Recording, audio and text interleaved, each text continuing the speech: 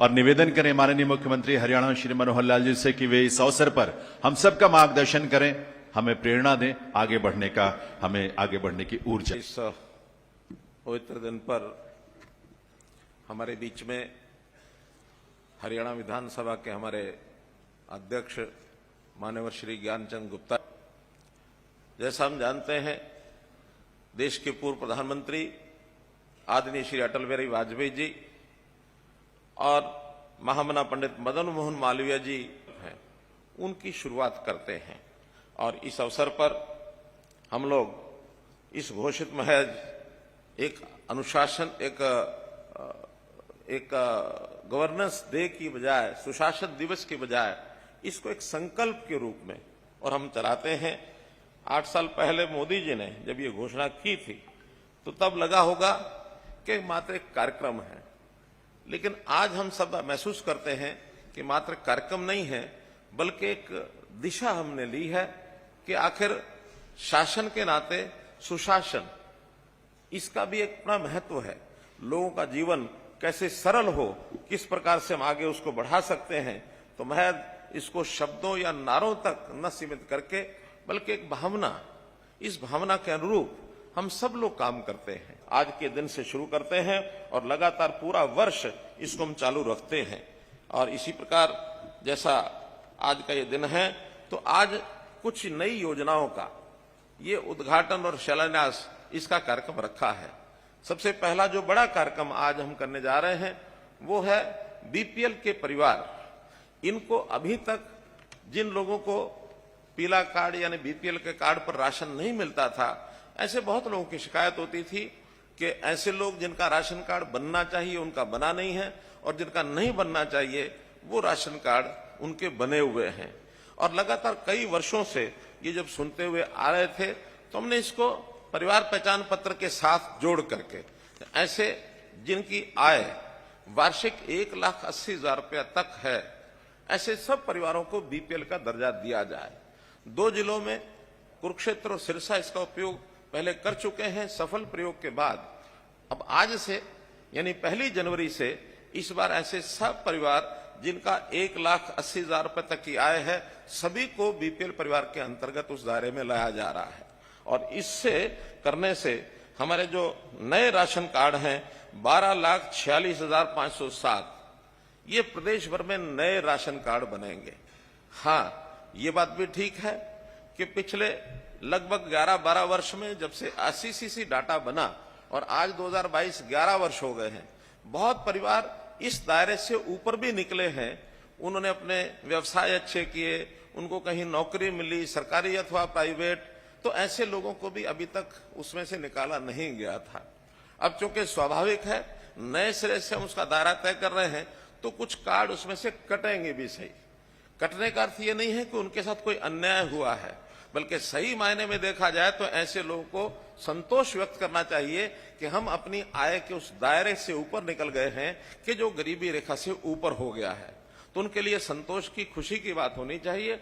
लेकिन यदि उनका विचार ऐसा होता है कि हमें उस बीपीएल के दायरे में से बाहर निकाला गया है, हमारा कोई राशन छूट गया है, तो इसको विचार करने का तरीका दूसरा है।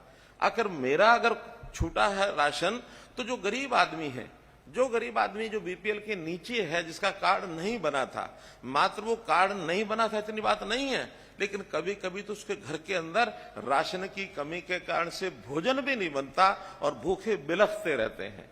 तो मैंने अगर कोई राशन का अपना कार्ड छोड़ा है तो ऐसा वो बिलखता परिवार, ऐसा वो भूख से जो तड़पता परिवार है, उसके घर में राशन पहुंचेगा, ये पुण्य मुझे प्राप्त होगा, मैंने अपना राशन कार्ड छोड़ा है। तो निश्चित रूप से मैं आज उन सब लोगों को अपील करता हूं कि इसको इस ढंग से लें, पर उठाएंगे, अर्थात उनकी आय बढ़ेगी, उनको जीवन जीने में सुविधा होगी, स्वाभिमान से वो जीवन जी सकेंगे। तो इस प्रकार का संकल्प ये हमको देना चाहिए।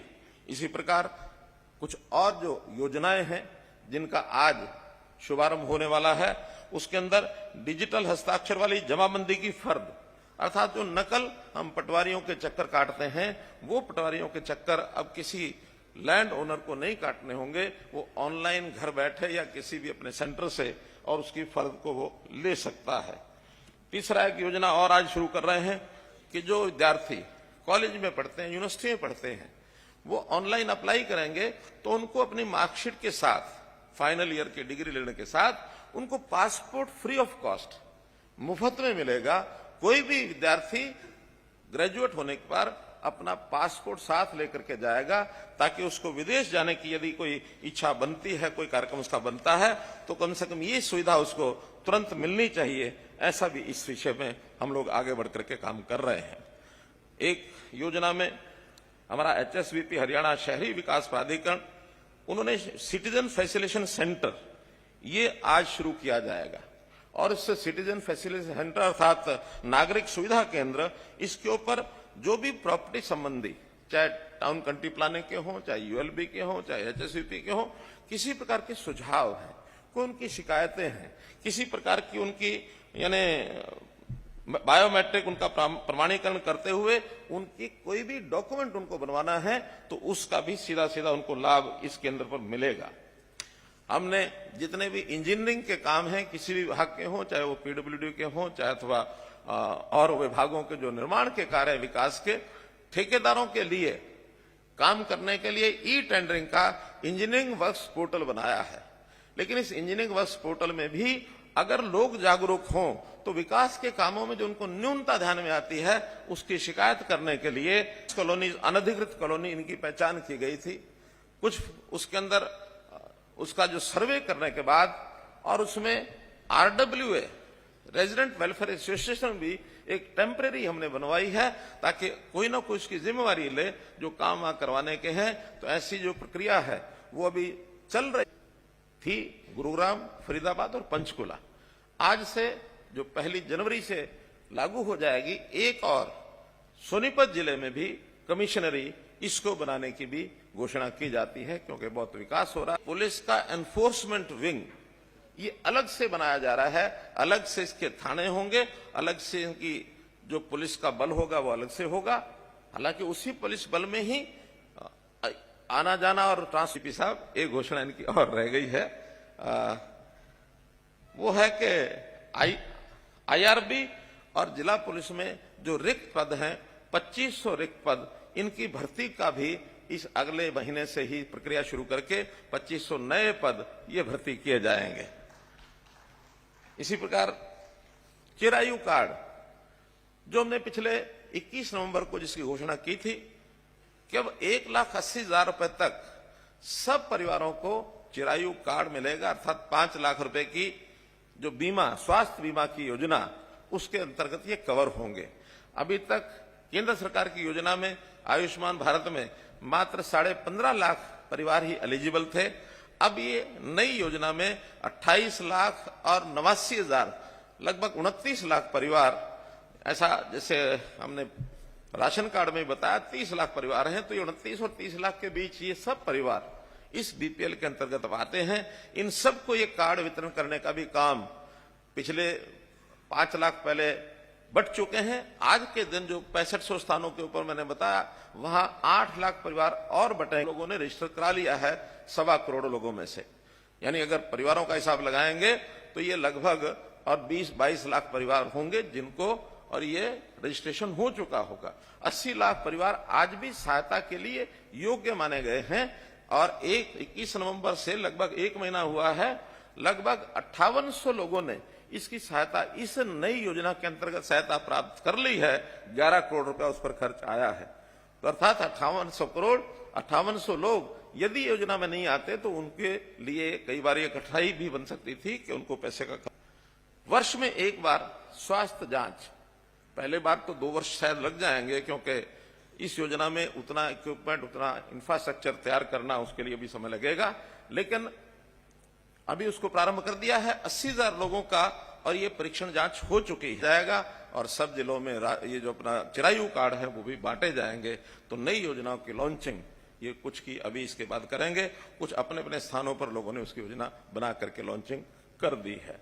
मेरा सुशासन से अर्थ केवल इतना ही है कहने का कि जो बात हमने 2015 में, रादर 2014 में सुशासन दिवस पहले कार्यक्रम में CM विंडो के रूप में शुरू किया था, और पिछले 8 साल के अंदर इतने कार्यक्रम हमने लागू किए हैं कि कभी कभी जब मैं अपने नेताओं से, हरियाणा की 2,83,00,000 आबादी है, इसके 5 भाग किए हैं आयु के हिसाब से, और आयु के हिसाब से इन हर एक वर्ग की चिंता एक विभाग करेगा, और उस विभाग के बाद उसी को कोई भी कमी आती है, किसी और विभाग से भी काम कराना है, तो वो जो नोडल डिपार्टमेंट है वो उस पूरे डिपार्टमेंट की चिंता करेगा, पूरे वर्ग की चिंता करेगा। जैसे 0 से 6 साल तक, 6 साल से 18 साल तक स्कूल एजुकेशन, 0 से 5-6 WCD, 18 से 25 ये हायर एजुकेशन, 25 से लेकर के 60 साल तक ये जो हमारा एम्प्लॉयमेंट डिपार्टमेंट है, रोजगार देने वाले डिपार्टमेंट, वो उनको रोजगार चाहिए, उस प्रकार का वो करेंगे। 60 से और जो जीवन जितना भी व्यक्ति का चलता है, हमने 120 साल तक के भी आयु के लोग ऐसे ढूंढे हैं। ऐसे सबका जो सोशल जस्टिस डिपार्टमेंट है, सामाजिक न्याय अधिकारिता मंत्रालय, वो इस पर काम करेगा। हमारे यहां मैंने एक आंकड़ा देखा, 100 से लेकर 120 साल तक के भी 4038 लोग अभी हमको आशीर्वाद दे रहे हैं। 4038, 100 से 120 साल देखा जाए तो इस मामले में हम जापान से भी आगे हैं।